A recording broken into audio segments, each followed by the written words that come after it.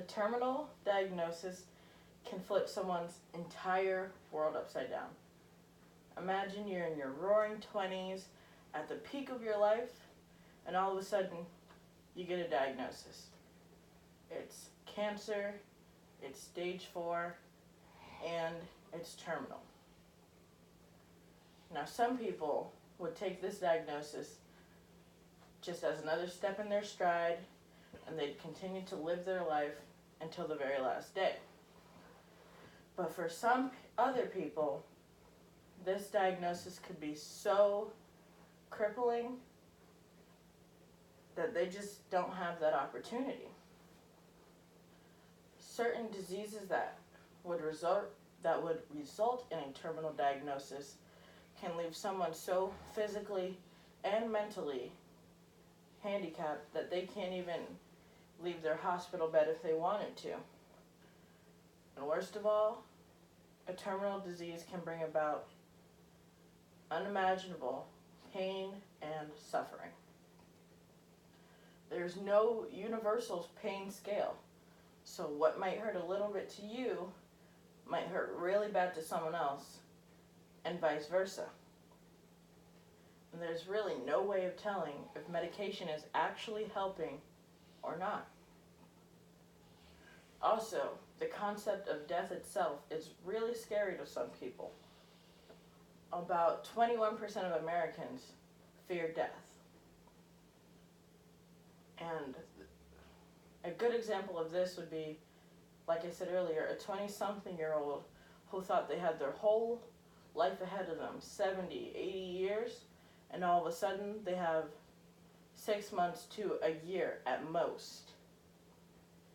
The scary thing about death seems to be that it's so unpredictable. You know it's going to happen because it happens to everyone. You just don't know when and you don't know where. And that's the part that puts the most fear in people. There's a simple solution that could ease pain, fear, and stress around the death of those with a terminal diagnosis. And that is called physician-assisted death.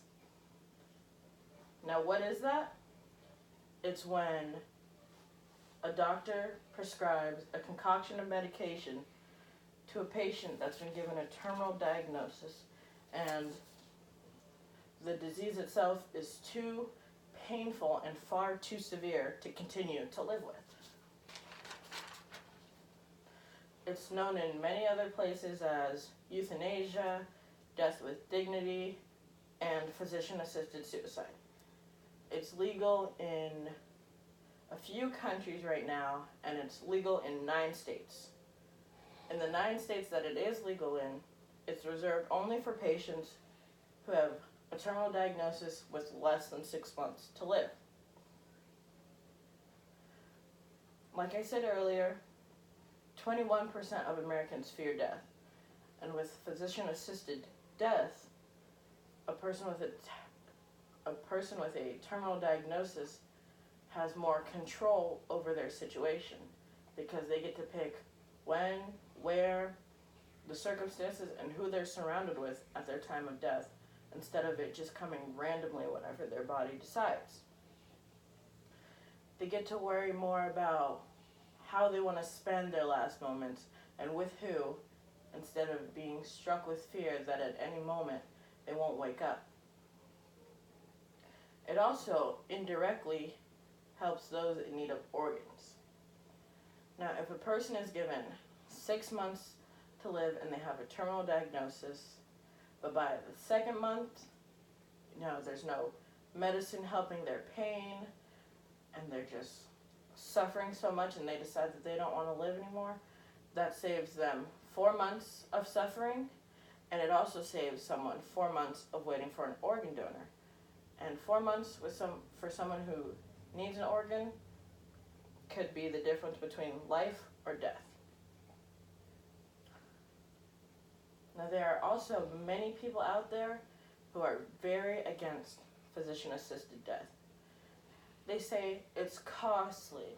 They say it violates the Hippocratic Oath.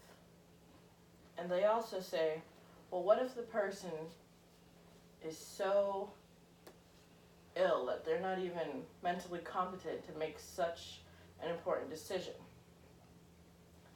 And in response to those, I say, in reference to the cost, the medicines themselves cost $150 to $1,000, but it's a one-time cost versus $1,000 worth of procedures down the line and medications that may or may not help at all in the end. As far as violating the Hippocratic Oath, most people are referring to the part where it says a doctor should not kill their patient. But the Hippocratic Oath also says that a doctor should not harm or cause pain to their patient, but making them live longer than they want to with something that's causing physical, mental, and emotional pain is also harming and causing pain to the patient. And lastly, the competency aspect of it. Now, for this to work, the medication wouldn't be administered as soon as someone asks for it. It's going to be a process of psychiatrist and psychologist visits along the way, making sure that they know fully of what the procedure entails, as well as making it known as an option in the beginning of their diagnosis so that they have ample amount of time to think about it. In conclusion, physician-assisted death can help those with terminal illnesses have control of their lives in what seems like such a chaotic time, and can also help relieve unnecessary pain and suffering and help them enjoy their final moments. Thank you.